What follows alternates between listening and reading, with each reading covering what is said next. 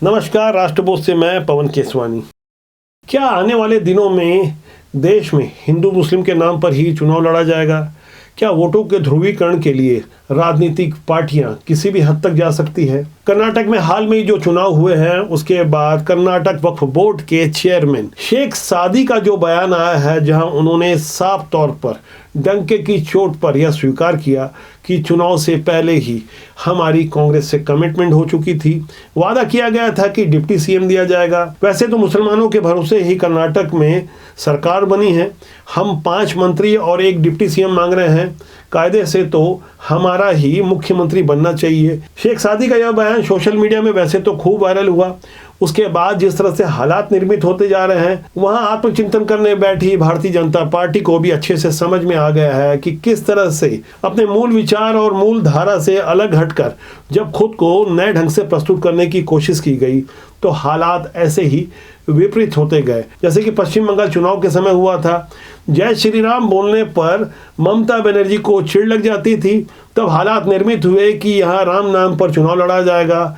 कट्टर हिंदुत्व की भावना को लेकर किस तरह से वहाँ भगवा ध्वज फहराया गया और उसके बाद जो हालात निर्मित हुए, लग ऐसे ही रहा था। लेकिन चुनाव आते आते तक वहाँ जो भारतीय जनता पार्टी के रणनीतिकार थे वो खुद को सेकुलर बताने के चक्कर में जो उनके फिक्स वोट मिलते वो बंगाल की अस्मिता के नाम पर बिखर गए। ठीक वैसे ही कर्नाटका में कुछ हुआ। जब नंदनी और अमूल का विवाद सामने आया तो कांग्रेस ने उस विवाद को फौरन लपक लिया। हालांकि भारतीय जनता पार्टी ने अपने घोषणा पत्र में गरीबों को आधा लीटर नंदनी दूध फ्री में देने का वादा किया, लेकिन तब तक देर हो चुकी थी। भारतीय जनता पार्टी के 2 बड़े छत्रप जो मुख्यमंत्री के रेस में आगे नजर आ रहे थे, लिंगायतों का चेहरा बने येरुदप्पा और मुख्यमंत्री एसआर मुंबई साफ साफ पर यह स्वीकार करते रहे हिजाब हमारा मुद्दा नहीं है। दूसरे मुद्दों को जब वो सामने लाने लगे तो भारतीय जनता पार्टी का कोर वोट बैंक कहीं खसक गया। यहाँ गौर करने वाली बात यह है कि कर्नाटक का कोस्टल एरिया जो समुद्र से लगा हुआ था उसे भारतीय जनता पार्टी का वोट बैंक माना जाता था।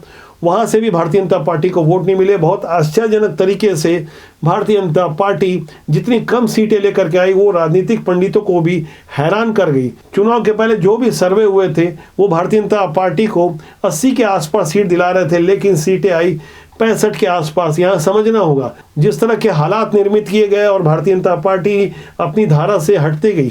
जब भारतीय जनता पार्टी की ओर से अयोध्या में प्रभु श्री राम के मंदिर निर्माण के अलावा धारा 370 और अभी पर्सनल लॉ को हटाने की दिशा में काम किए जा रहे हैं, वहाँ क्षेत्रीय स्तर पर भारतीय जनता पार्टी के अपने मूल विचार से हटने का घातक परिणाम उसे देखने को मिला। अभी 4 राज्यों के चुनाव होने वाले हैं, तेलंगाना, छत्तीसगढ़, मध्य प्रदेश और राजस्थान। यहाँ भारतीय जनता पार्टी के लिए कर्नाटक का सबक गहरा मायने रखता है। यहाँ भारतीय जनता पार्टी कैसे परफॉर्म करती है ये तो आने वाला वक्त बताएगा, लेकिन परिस्थितियां कैसे बदलती है इसे आपको समझना होगा। जब कर्नाटक में घोषणा पत्र जारी करते हुए कांग्रेस की ओर से ये कहा गया कि बजरंग दल पर बैन लगाया जाएगा, तो कांग्रेस के इस घोषणा पत्र के महज 6 घंटों के भीतर पीएम नरेंद्र मोदी ने 6 बार बजरंगबली जय के नारे लगवाए। अब बजरंगबली के इस नारे को छत्तीसगढ़ में कांग्रेस ने अडॉप्ट कर लिया है। आप इस तस्वीर को देखिए एक वीडियो में, जहां कांग्रेस और भारतीय जनता पार्टी के कार्यकर्ताओं में झड़प हो रही थी। ये तस्वीर है मंदिर हसौद थाने की, जहां भारतीय जनता पार्टी के प्रदेश अध्यक्ष अरुण साहू भी मौजूद थे। यहाँ कांग्रेस के कार्यकर्ता बजरंगबली जय के नारे लगा रहे हैं। ये बदली हुई तस्वीर को आप देखिए। ये रोचक तस्वीर आने वाले कल के लिए काफी कुछ संकेत देती है।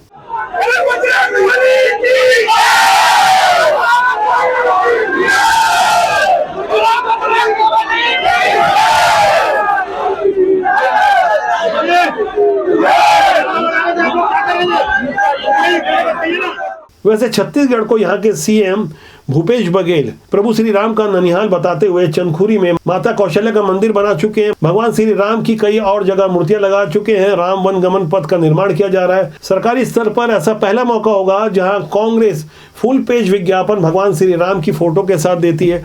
कहीं भारत में और कहीं कांग्रेस की सरकार जहां भी रही हो, इस तरह से शासकीय स्तर पर भगवान श्री राम के विज्ञापन नहीं प्रकाशित किए गए। यहाँ तक भारतीय जनता पार्टी की सरकार थी तब भी इस तरह के विज्ञापन प्रकाशित नहीं हुए। इससे पता चलता है कि आने वाले दिनों में न केवल छत्तीसगढ़ बल्कि अन्य राज्यों में भी कांग्रेस भी अपना चेहरा बदल रही है और भारतीय जनता पार्टी अपने हिंदुत्व के एजेंडे को और ज़्यादा धार देने की तैयारी में है। इस पर आपकी क्या राय है कमेंट सेक्शन में जाके जरूर लिखिएगा। राजपूत आपका अपना जनमंच है, लाइक शेयर के साथ सब्सक्राइब करें ताकि आपका और हमारा साथ ज़्यादा मजबूती से बना रहे। आज के लिए इतना ही, जल्दी आपसे फिर मुलाकात होगी। नमस्कार।